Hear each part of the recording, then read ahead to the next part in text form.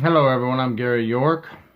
I'm retired after 28 and a half years corrections in Florida and 12 of those years as a Florida senior prison investigator investigating crimes within the Florida prison system.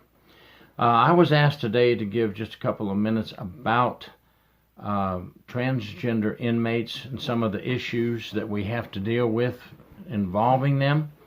And since I was a prison inspector for 12 years, I'm going to talk about the transgender inmates from the investigative side and the problems that they have caused across the country with more lawsuits, more taxpayers' money for courts, and obviously more prison investigations.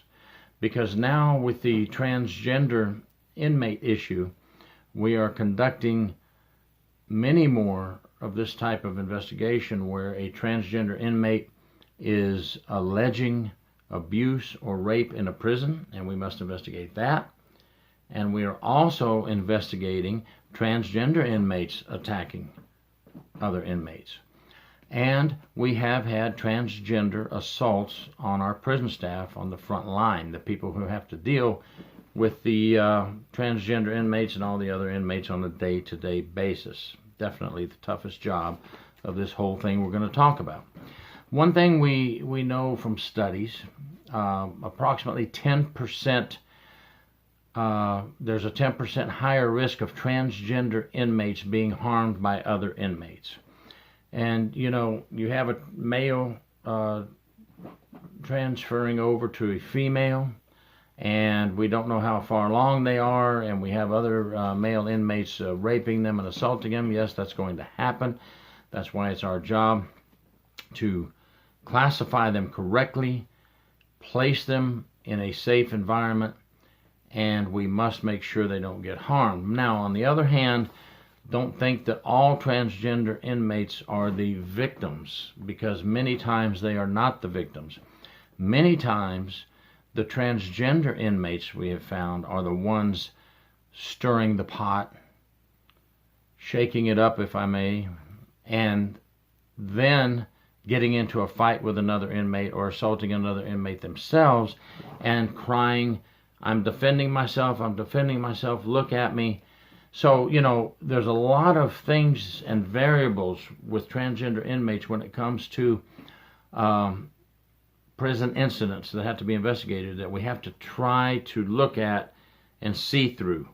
Not everything is always as it seems, as they say, and that's the truth in many of these investigations with transgender inmates. But we must be fair and impartial, just like the prison management has to be fair and impartial when classifying and placing transgender inmates, and the correctional officers on the front line have to be fair and impartial and provide care, custody, and control. It's tough, folks, with all the other things we already have going on, but it's not going to get better for a while until our federal and state and institutional rules can all come to a common place and agree on doing the same thing and classifying and working together. We also know that when we have to investigate a case with a transgender being assaulted or committing the assault or being raped or whatever the case may be, it's got many more variables than just going in and investigating Johnny hit Joe in the head and Joe hit Johnny in the stomach, and now we have aggravated battery, who wants to prosecute who. It's just not that simple, because transgenders are known to do a lot of complaints against management and going to court and wanting to sue for indifference, deliberate indifference. They like to say, I was treated differently, and if that's the case, then it's all going to come out in the wash. But if not, then they will not win their deliberate indifference case. So what we're going to look for when we go to the prison is, did the prison officials assess the transgender inmates on a case-by-case basis, each one separately, with a council or a committee? Okay, because everyone is different, just like every inmate is different, just like every person is different. So did they do a case by case? And was this inmate a separate case study? We know transgender inmates obviously have a gender identity that is different from what they were born with. So did the agency start out with their original biological sex and use that as an initial assessment? There's nothing wrong with that. But did they use that as an initial and then look further to see if the gender identity has progressed? In other words, was the inmate based on self-identified gender? Did the agency look to see how the progress was going towards the gender transition? Did the agency use medical records, maybe mental health records, behavioral issues, past history of this inmate?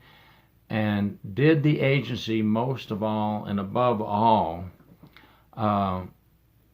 make sure and look after the health and safety of this transgender inmate? And folks, if that's all covered, let the inmate sue the agency, but they probably won't win. Just cover all your bases, from the management right down to the frontline officer. Frontline officers, don't let the transgender inmates get you in a trap, trick you into putting you in another cell or a wrong cell. Don't be manipulated by a transgender inmate, just the same as any other inmate. Follow the rules and you will be safe. Was the transgender inmate misclassified would be the final thing we would look for, okay? After all that is done, now we can actually start our criminal investigation on the rape or the assault. Now, with a regular inmate, we would do some of the same things. We would look to see if they were classified correctly in the right place where they were supposed to be. But it's much more complicated with transgender inmates. And just to let you know, this isn't new. 20 years ago, and I'll use my paper to make sure I get it right, a trans woman named Dee Farmer won a Supreme Court case that allowed people to sue prisons for deliberate indifference. And that's what a lot of the transgender inmates are trying to use now. Now, the good news is they're not winning a lot of these cases. 4 years ago, Orange County Jail in Florida had a big deliberate indifference case against them, and it was ruled in favor of the agency. Why? Because all those things I read before were in line. Everything was done properly. So the main thing that happened 20 years ago is a prison dominated with male inmates is where apparently Dee Farmer was placed, and she won that case, but that was 20 years ago, and there's been far and few in between. So the prison can be found liable for not keeping transgender inmates safe, but let's don't let that happen. Let's keep all our ducks in a row. Let's not be manipulated by them. And management, if you do everything the way you're supposed to, I know there's a big debate now that the federal rules for transgender are differentiating somewhat with our PREA.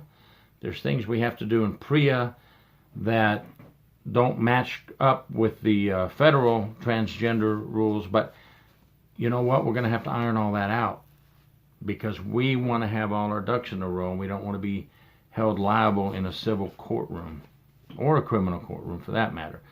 So it's not easy, but it will get better, I promise. The rough waters will calm as soon as we generate and deal with this more, but it'll be a while. Thank you for the time. Gary York.